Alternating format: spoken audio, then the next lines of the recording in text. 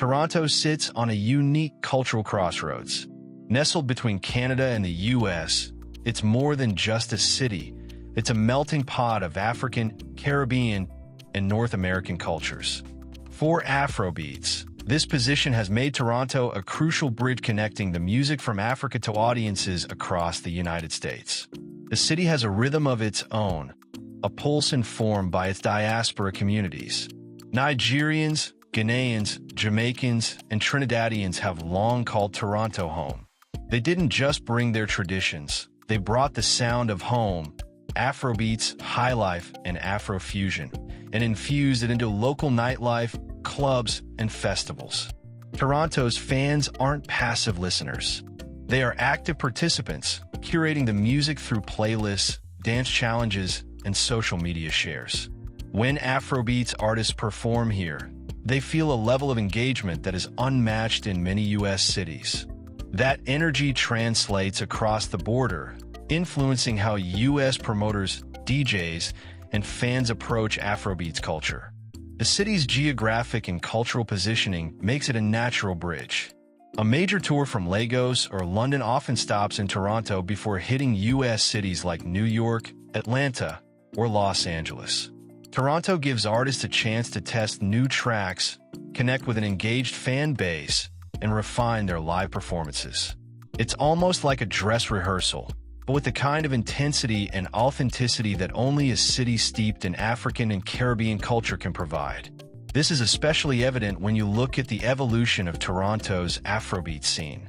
Student events at York University, house parties in Scarborough, and larger club nights downtown created a foundation for what would become professional-grade tours.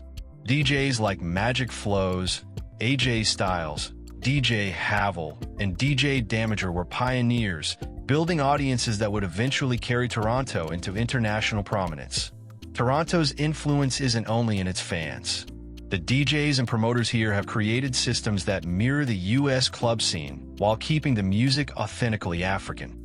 They understand both worlds, the traditions of Afrobeat rhythms and the expectations of Western nightlife. This knowledge allows them to design events that seamlessly resonate with audiences on both sides of the border. When an Afrobeats artist plays a show in Toronto, the crowd doesn't just dance. They interact, sing along, and amplify the music in ways that are immediately visible online. Clips from Toronto shows often end up trending on US social media platforms, sparking interest in cities like New York, Atlanta, or Chicago. In this way, Toronto acts as a cultural amplifier, sending signals across the border that Afrobeats isn't just a niche sound. It's mainstream, energetic, and marketable. The connection between Toronto and the US Afrobeats market also runs through collaboration. Canadian-based producers and artists frequently work with US counterparts, blending Afrobeats with R&B, hip-hop, and pop. These collaborations often debut in Toronto, creating anticipation before hitting US airwaves. Consider the rise of Toronto-based artists like AJ Styles or Teen. Their tracks don't stay local. They are streamed and shared in New York, Miami, and Los Angeles almost instantly.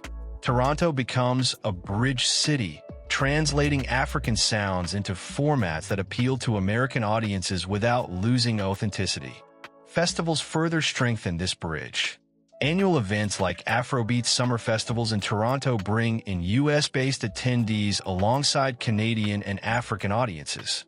The diversity of the crowd creates a cultural exchange, allowing Americans to experience Afrobeats firsthand in a city where it has deep roots.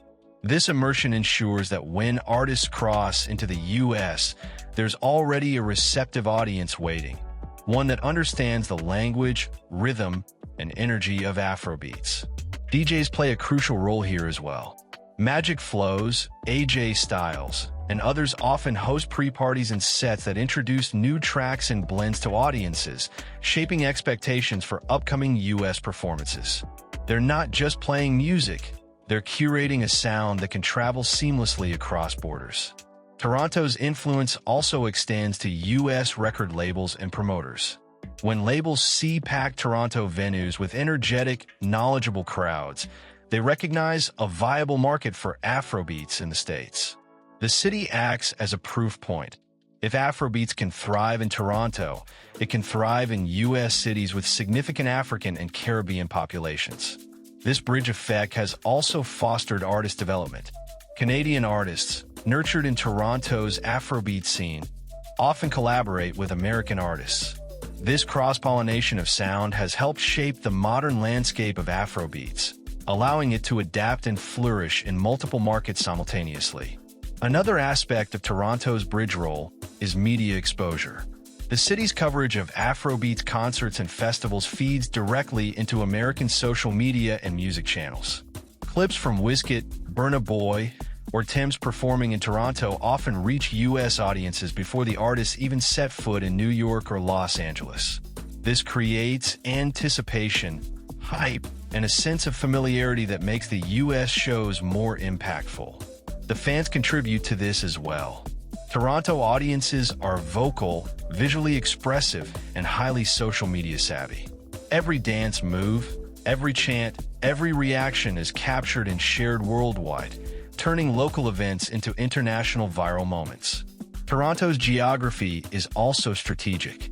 Its proximity to U.S. cities like Buffalo, Detroit, and New York makes touring logistically convenient.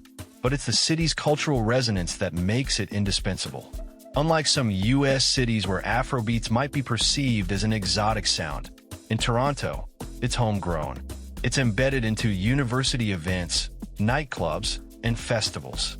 This gives artists confidence that every performance here will hit hard, making Toronto the ultimate testing ground before crossing into American markets. Finally, Toronto's contribution is emotional as well as logistical. For many African diaspora fans in the U.S., Toronto shows are aspirational. They see a community thriving, maintaining cultural traditions, and creating an ecosystem that celebrates African music.